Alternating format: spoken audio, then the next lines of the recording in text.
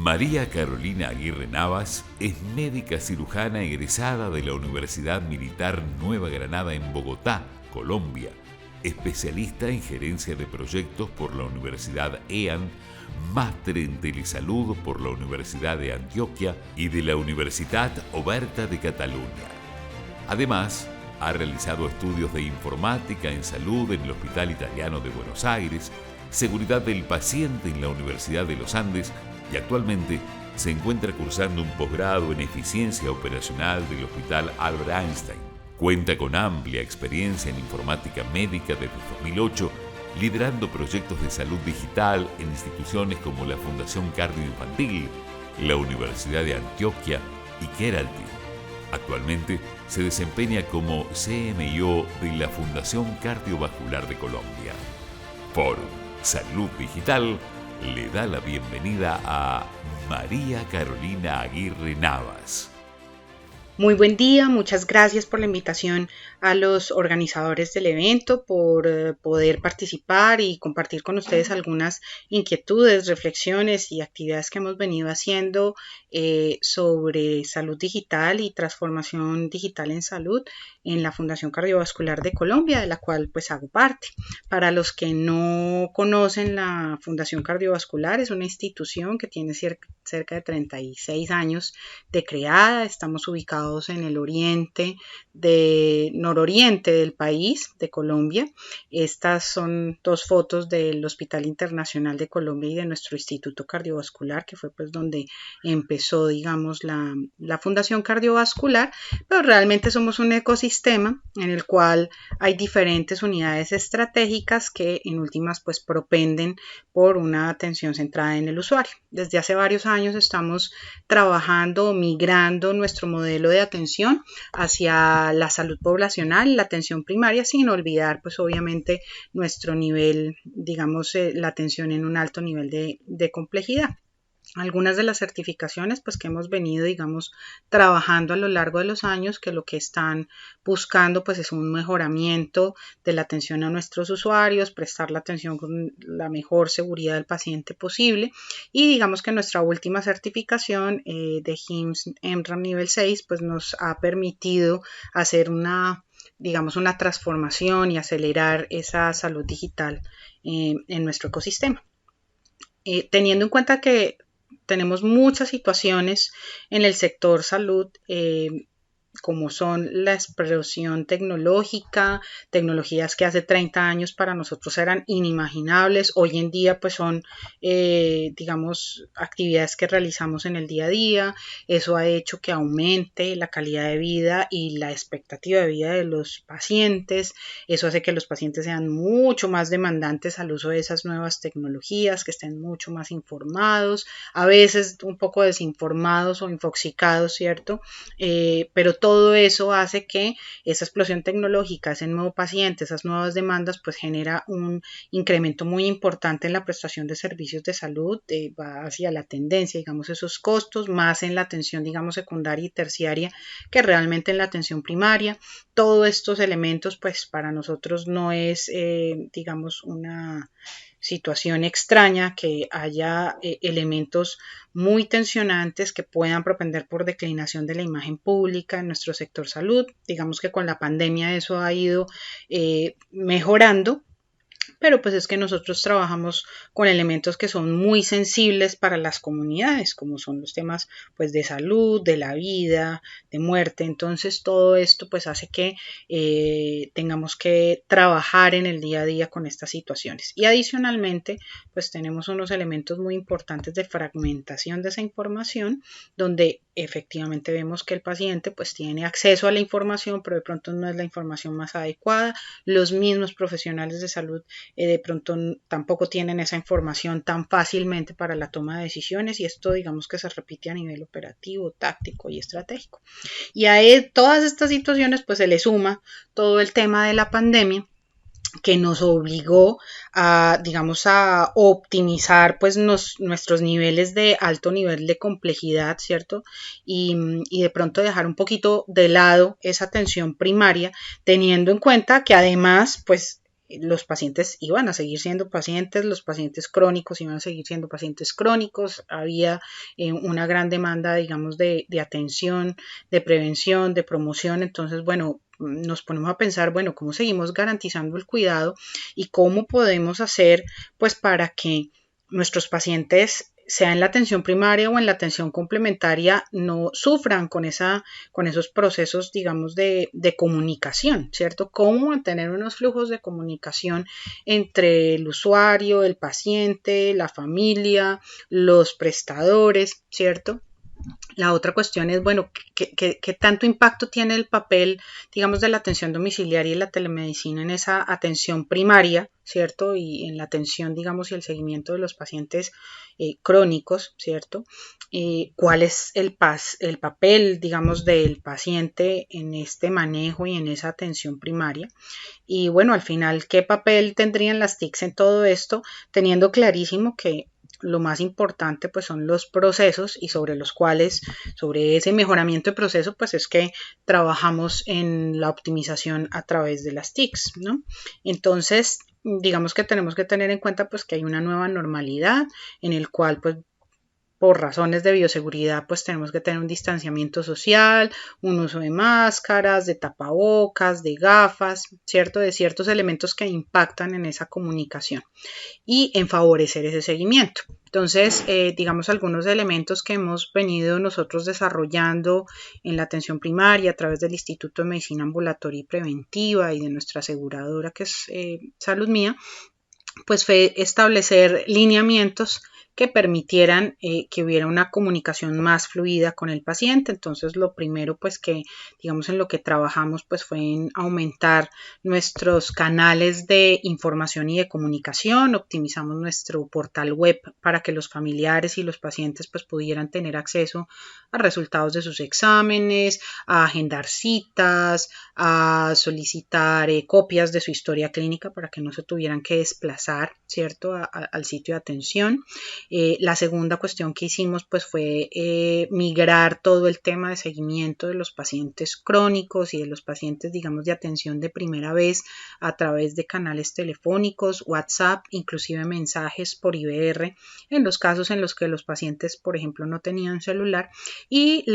el otro elemento en el que hemos venido también trabajando es que cuando ya hay una atención, digamos, presencial, como tenemos que tener digamos, un espacio, pues una separación entre el paciente y el equipo de salud, hemos tratado de utilizar, por ejemplo, equipos, computadores, pantallas que no impidan la visión completa o esa comunicación completa, o inclusive mover los espacios, digamos, de los escritorios, las sillas, las mesas, de tal manera pues que no haya barreras físicas en esa atención. Otros elementos que hemos tratado de favorecer con respecto a la comunicación y la empatía con el paciente es utilizar, digamos, estrategias que no eran, digamos, como tan claras anteriormente, pero que con todo este tema pues hemos podido, digamos, abarcar, como es el uso, por ejemplo, de espacios que antes estaban, digamos, para la espera de los pacientes o de los familiares, y con eso pues hemos, digamos, a partir de los diferentes tutores, hemos podido trabajar en elementos de información sobre la organización y apoyados pues por herramientas, digamos, audiovisuales, teniendo en cuenta pues que muchos de nuestros usuarios tienen preferencia por el aprendizaje visual. Hay otros casos en los que hemos utilizado los espacios inclusive al aire libre para poder favorecer esos procesos de comunicación o inclusive de aprendizaje pues en temas como lactancia materna, como crecimiento y desarrollo, como los programas de riesgo cardiovascular, y también hemos fortalecido nuestra presencia a través de los equipos de psicología, de apoyo espiritual. Ahí, por ejemplo, está el capellán, ¿cierto?, acompañando pues las personas que tienen, digamos, esta creencia religiosa y que nos ayudan pues a fortalecer esos procesos de comunicación y empatía. Digamos que el objetivo de la charla es muy de la atención primaria, pero realmente esto fue un tema que nos impactó muchísimo en los procesos de comunicación sobre todo el año pasado cuando no había mucho conocimiento de cómo comportarnos frente a la pandemia y estábamos todos encerrados y había pues unas directrices muy claras por parte del gobierno en la cual pues estaba prohibido acercarse casi que a los hospitales, los familiares. Entonces digamos que establecimos un programa llamado Siempre Contigo, en el cual pues los pacientes digamos que estaban permanentemente acompañados a través de estrategias de video, de chat, a través de WhatsApp, a través de videollamadas, ¿cierto? Acompañamiento terapéutico también con animalitos. Obviamente nos tocó, digamos, generar pues todo un protocolo para que los perritos pues pudieran entrar, por ejemplo, a sitios como la sala ECMO, poníamos a los familiares de los pacientes a que les escribieran cartas, a que tomaran fotos, a que estuvieran como en contacto permanente con sus familiares mientras estaban pues en este tema. El otro papel pues que vimos que es preponderante y que llegó para quedarse es el tema de la telemedicina, ¿cierto? Y inclusive todas las demás estrategias de telesalud, ¿no? Digamos que la telemedicina ha sido una de las que más ha venido cobrando relevancia porque ya digamos desde el punto de vista normativo pues muchas barreras que teníamos sobre todo en Colombia pues vinieron resolviéndose, ¿cierto? Y se simplificaron esos procesos. Entonces, digamos que poco a poco hubo una mucho mayor aceptación por parte de los usuarios finales, ¿cierto? Y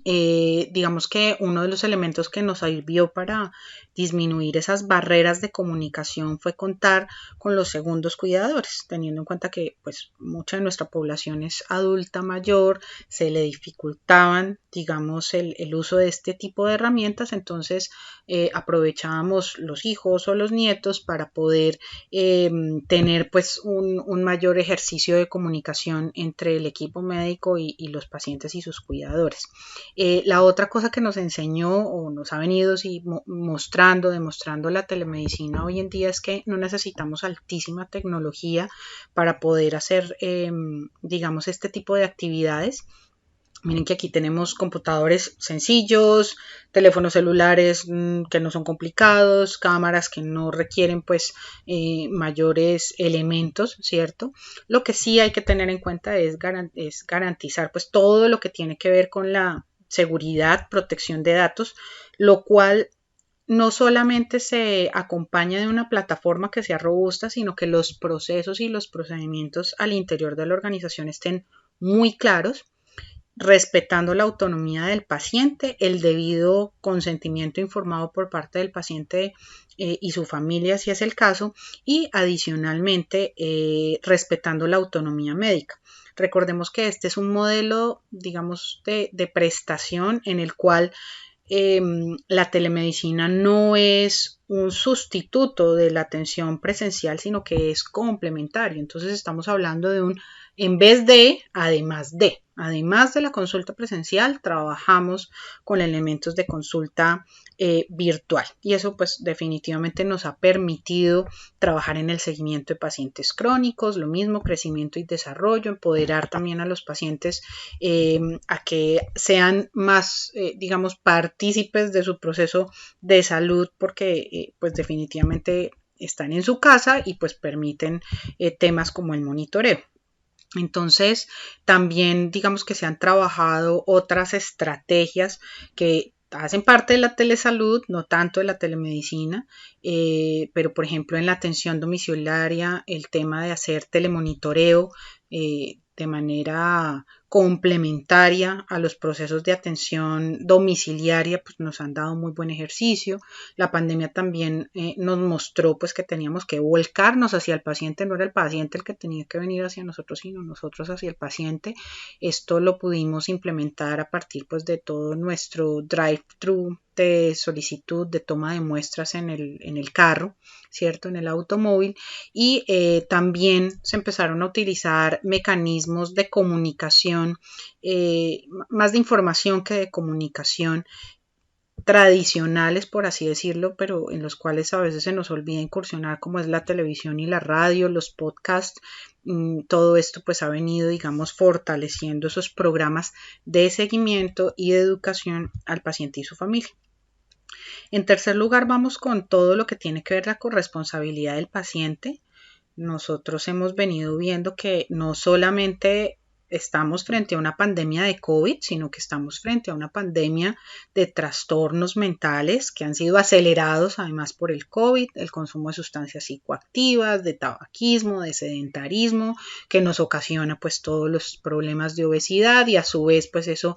jalona hacia temas muy complicados como son el manejo de la hipertensión arterial, la diabetes mellitus, que hace que haya pues un mayor riesgo pues para a estos pacientes. Esto va en crecimiento y muy seguramente por la situación actual, digamos, ambiental, de industrialización, pues va a ser muy difícil que lo podamos reversar si no partimos de la autoconciencia y digamos, el compromiso y el entendimiento y la apropiación de su condición de salud por parte del paciente, que ya además el término paciente pues implica que hay algo de relación ahí como muy paternalista entre el profesional de la salud y el paciente. Entonces, digamos que lo que permiten estrategias como la teleconsulta, el teleapoyo, el telemonitoreo, la atención domiciliaria con apoyo de ese mismo telemonitoreo, las estrategias pues, de alternativas de extensión hospitalaria, realmente parten de la base de que el paciente debe estar comprometido con su proceso de salud. Entonces, hay muchos elementos que el mismo paciente puede hacer y que tiene a la mano y que estamos trabajando todos los días para darle todas estas herramientas a los usuarios. Nosotros en la Fundación Cardiovascular pues hemos hecho todos unos programas, por ejemplo, virtuales a través de diferentes canales y de redes sociales para que los pacientes, por ejemplo, puedan continuar sus procesos de educación en deporte, de rehabilitación cardíaca, de prevención del riesgo cardiovascular a través de los programas de control metabólico en los cuales se les enseña básicamente a los pacientes a comer saludablemente y pues obviamente debe seguir habiendo pues un control tanto de las alternativas no farmacológicas como de las farmacológicas, como es el elemento pues de hacer adherencia a tratamiento farmacológico. Otra de las estrategias que hemos venido teniendo desde hace muchos años, pues es la carrera virtual. Era una media maratón que se corre pues en la ciudad de Bucaramanga, donde nosotros estamos ubicados, y con ocasión de la pandemia tuvimos que migrar de manera digital esa carrera virtual. El año pasado tuvo una excelente acogida. Cada persona hacía su circuito, se inscribía virtualmente a través de un portal de usuario, pagaba su inscripción con herramientas, pues a través de portales de pago web y a través de esta aplicación pues se hacía un seguimiento del recorrido, ¿cierto? Y al final pues la persona tenía pues su puntuación y su graduación y su medalla y todas sus cosas. Este año, pues como fue un tema tan exitoso, el año pasado decidimos continuar con esta carrera virtual FCB, donde pues podemos ver el impacto que tiene el uso de las tecnologías de manera innovadora para resolver una necesidad y para propender por los procesos de mantenimiento de la salud, como en este caso el deporte. Y también otra de las estrategias que hemos tenido de manera frecuente es trabajar a través de nuestros canales, sobre todo de YouTube, las FCB Online Talks, que se hacen todos los viernes con diferentes profesionales expertos en cada una de esas ramas y que permite pues que haya un mayor entendimiento y una información digamos que está mucho más validada para que los usuarios y las personas de la comunidad en general pues puedan informarse y educarse. Al final el papel de las TICs como mencionaba al principio pues está en primero apoyar esos procesos institucionales y esos esfuerzos institucionales que parten también, digamos, como una planeación estratégica en donde debe estar centrado el usuario, debe estar centrada en el paciente, y que tiene unos pilares como son pues la gobernanza de esa información, de lo que vamos a transmitir, de qué manera vamos a ejercer esos procesos de información y de comunicación a nuestro, digamos, cliente externo, que sería en este caso el paciente, ¿cierto? Debemos contar pues con unos elementos de infraestructura que permitan que tengamos las plataformas para poder desarrollar este tipo de estrategias, que a su vez esas plataformas nos permitan gestionar los datos para generar conocimiento, ¿cierto?, que sirva a esa comunidad, y siempre teniendo en cuenta pues que hay una serie de elementos de ciberseguridad de la cual tenemos que estar cada vez más conscientes,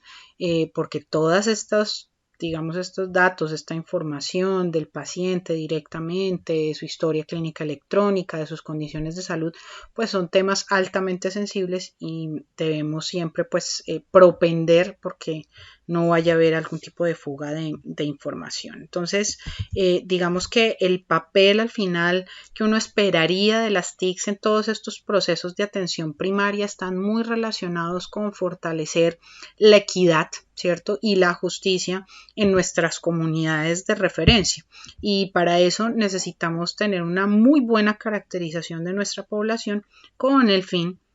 de poder realmente llegar a ellos a partir de unos canales de comunicación que sean adecuados y que permitan una adopción de la tecnología que sea, como comentaba anteriormente, pues mucho más justa, ¿cierto?, y más adecuada para los objetivos que nos planteamos